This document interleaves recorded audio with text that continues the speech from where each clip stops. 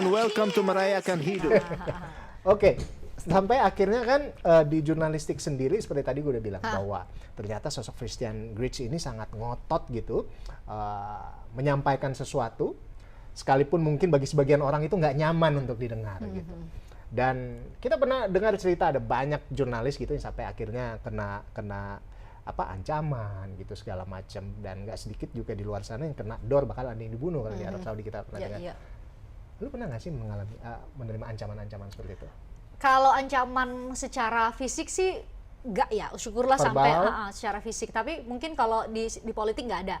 Tapi kalau di misalnya kayak liputan ke Filipina itu sangat berbahaya lah ya, karena kan mereka tuh kelompok militan yang kita nggak bisa bedain ini yang lewat di pinggir di samping kita ini dia sebenarnya Abu Sayyaf apa enggak ya gitu loh. Jadi karena kan itu militan ya, separatis, kelompok separatis gitu loh. Jadi mungkin kalau kayak kita ke Papua misalnya ada KKB, kita kan nggak bisa bedain juga saudara-saudara kita yang kalau mereka pakai atribut. Nah ini kan mereka nggak pakai atribut gitu. Nah itu mungkin berbahaya secara berbahaya untuk nyawa sih iya gitu ya. Tapi kalau misalnya untuk, karena saya banyakkan di politik, ada tuh mungkin paling menyebalkan adalah sekarang udah nggak jadi sekjen sih, udah selesai. Dia sekjen salah satu parpol ya ketika besar itu di Indonesia. Besar di Indonesia, parpol besar. Warnanya apa? Terus jangan di-spill dong, jangan di-spill. Tapi udah nggak berjabat sekarang, udah pensiun kayaknya ya dari kepengurusan parpol. Jadi lagi on air nih, lagi on air terus mungkin pertanyaan saya kurang bisa diterima dari posisi mereka gitu. Padahal ada perwakilannya gitu. Terus tiba-tiba, tapi apakah Anda menerima arahan dari produser untuk jangan bertanya seperti itu? Enggak juga, itu udah tetap stubborn gitu. Itu udah kesepakatan bahwa angle kita bakal kayak gitu kan. Terus biasalah mengalir, karena namanya dialog kan mengalir ya. Terus tiba-tiba nelpon ini lagi on air.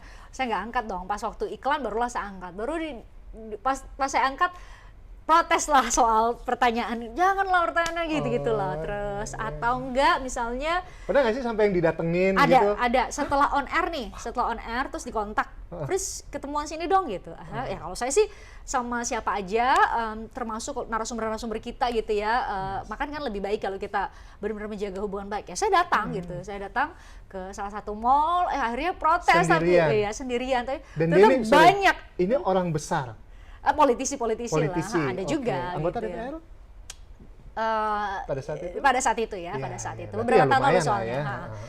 Ternyata banyak nih, terus Pris jangan gitu lah, lu kayaknya ini deh kita sensi ya gitu lah. Padahal menurut saya kan kadang-kadang tuh tergantung isu ya nggak sih, kita ngapain sensi sama betul.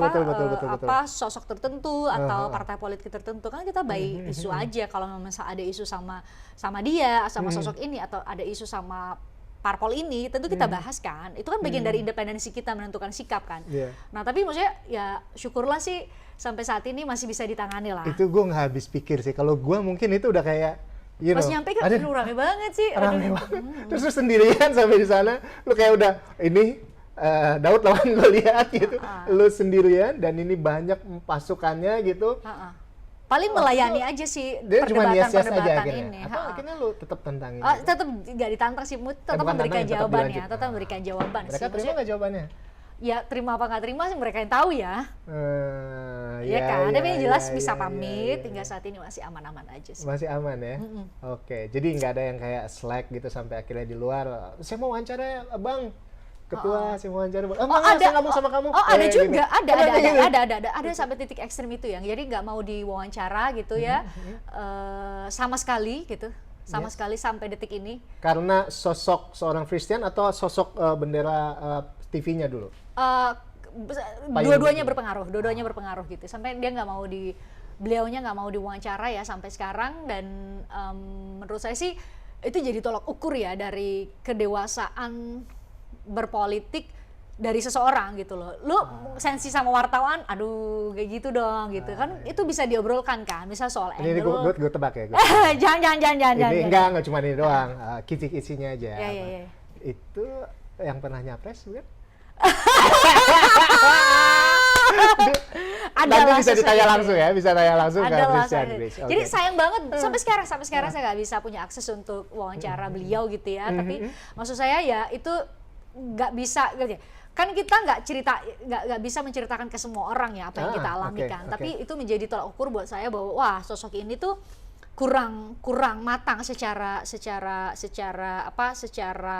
pemikiran gitu ya untuk seorang politisi gitu. Karena saya juga harus nyampein bahwa ada banyak loh politisi-politisi yang luar biasa banget. Jadi bayangkan saya punya banyak lah kalau mau disebutin ya sosok-sosok politisi yang matang banget loh. Kita bisa berantem banget, saya bisa benar-benar tanda petik ya memberikan pertanyaan yang sangat tajam di layar. No hard feeling gitu ya. Tapi setelah itu ya kita oke-oke aja ya, bahkan dalam tanda petik berteman sangat baik dengan mereka. Bahkan tapi di layar itu bisa saling serang atau bahkan nantang dia gitu ya dengan masa sih datanya, masa salah datanya gitu, tapi nggak baper gitu ya. Malah itu menurut saya sih salah satu tolak ukur narasumber yang top gitu ya.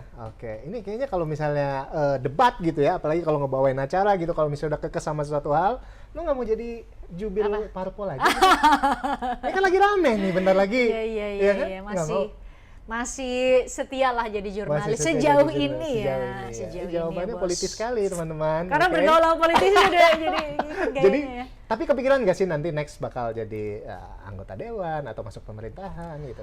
Kalau soal itu tuh mengalir aja ya. Misalnya kayak gini, saya juga nggak mau jadi, kan ada banyak banget juga teman-teman kita yang bilang bahwa nggak akan terjun ke sini, nggak akan terjun ke dunia hiburan misalnya. Ternyata terjun dunia hiburan juga. Atau nggak akan terjun ke dunia politik, ternyata dunia politik juga. Nggak mau ikut politik tapi akhirnya ikut juga berpolitik baik di depan panggung maupun di belakang panggung ya nggak sih? Jadi bagi saya sih itu bagian dari perjalanan hidup dan karir aja sih, mengalir aja. Kalau misalnya kita harus selesai sebagai jurnalis ya apa step berikutnya ya itu kita juga jalanin ya nggak sih, itu kan persoalan rezeki yang dikasih sama Tuhan gitu ya.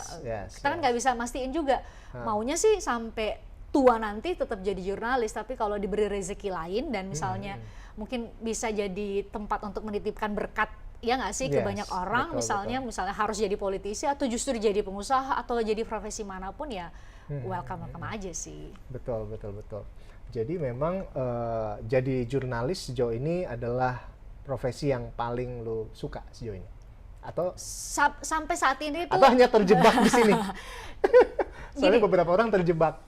Itu tuh pekerjaan yang membuat saya setiap hari tuh makin jatuh cinta sama pekerjaan ini gitu ya. Jadi makanya kalau ditanya sih sebenarnya aduh nanti kalau misalnya, karena kan kita ini berbatas sama usia kan, karena kita di layar ya, berbatas sama usia dan lain-lain itu pasti akan sangat menjadi perpisahan yang sangat berat. Apalagi kalau di Indonesia kan bentuk banget ya, fisik banget ya kan. Kalau di luar negeri kan enggak ya. Masih aman gitu. Makin tua malah makin kredibel, makin kredibel. Kalau di kita kan mungkin terkait dengan industri juga pertelevisian, bagaimanapun kamu tetap harus visual oke banget ya.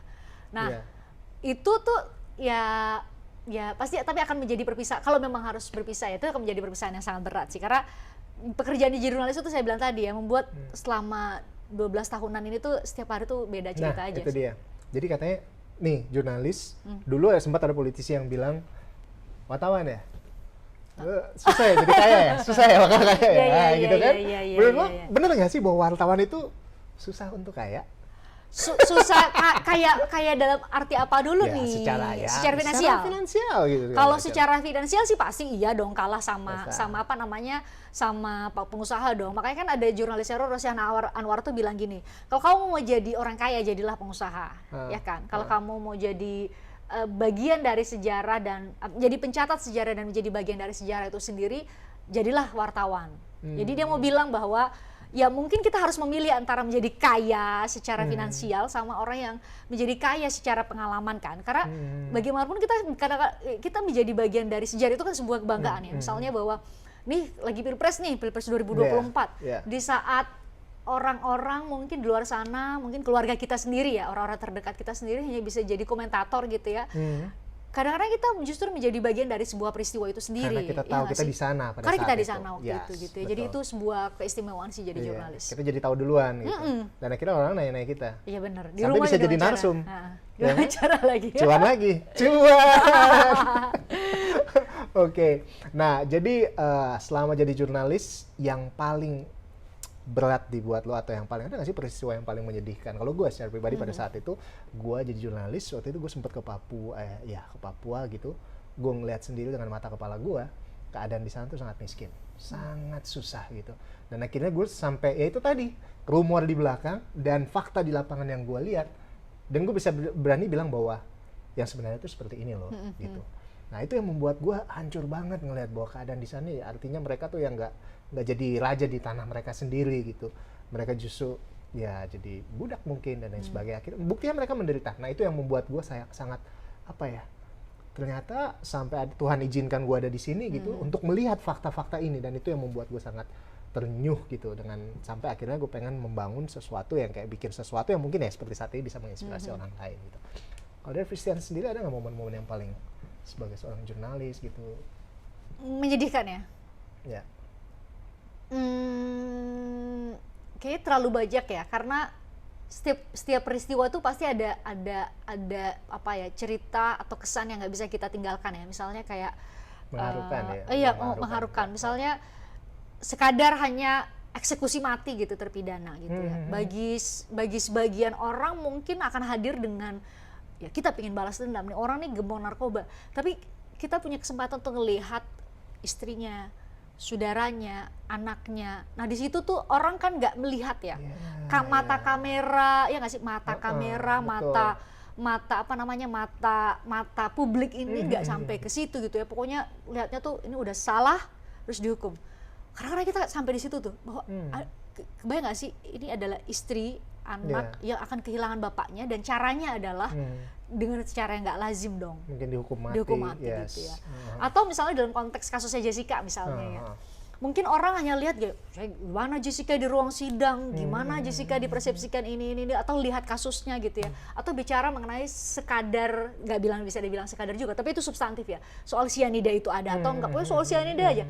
Sedangkan kalau waktu itu tuh dapat kesempatan untuk melihat gimana mama dan papanya gitu ya, yang jarang banget ada di media gitu ya, atau melihat kesedihan, momen-momen kesedihan mereka, karena bagaimanapun nih dia punya anak umur 28 tahun lagi dituduh untuk hukuman yang sangat berat. Itu tuh sebuah kemewahan ya, ketika orang hanya kita lihat ya di media sosial tuh orang, oh mamanya tuh ini, papanya tuh ini ya, jadi hanya sekadar spekulasi yang mereka nggak bisa verifikasi, tapi kita bisa melihat dan ikut merasakan kesedihan mereka gitu ya. Bahkan pada saat setelah vonis itu ya, saya ikut dan mamanya Jessica nangis gitu ya, nangis di saat mungkin kalau saya mau berpikir sangat pendek ya, aduh saya ambil aja rekaman itu dan mungkin bisa saya tayangin, tapi di saat itu saya lebih memilih untuk mendengarkan dia nangis, nggak direkam, saya nggak rekam sama sekali, saya benar-benar hanya mendengarkan. Bahkan dia bilang kan sekarang seumuran ya sama Jessica ya, dia bilang wah kalau Jessica bisa bebas mungkin akan seperti kamu, bisa mengejar karir dan lain-lain. Itu kan emang Jessica punya cita-cita apa sih sebetulnya? Jessica saya nggak nanya ya cita-cita dia apa, tapi dia sekolahnya desain grafis ya, desain grafis. Jadi makanya bidang mamanya tuh, jadi mamanya bilang wah mungkin kalau Jessica bebas mungkin bisa seperti kamu ya, ngejar karir, ngejar ini lain-lain. Itu kan sebuah scene yang nggak disaksikan sama semua orang gitu ya. Terlepas sementara dari kita di sana gitu. Kamu percaya atau enggak ya Jessica salah gitu. Terlepas tapi ini ada orang tua. Atau misalnya keluarganya almarhumah Mirna Salihin juga.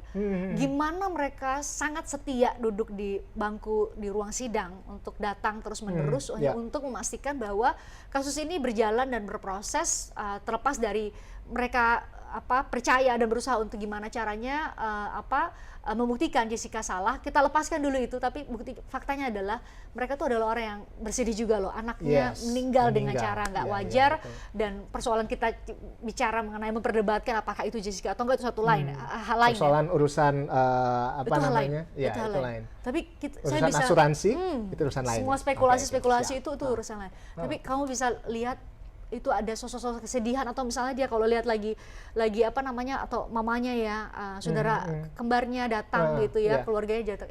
Jadi ini sebenarnya dua keluarga yang sama-sama kehilangan kan.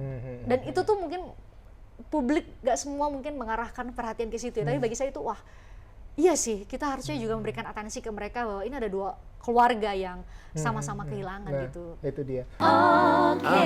Rayakan hidup. Thank you for watching. See ya.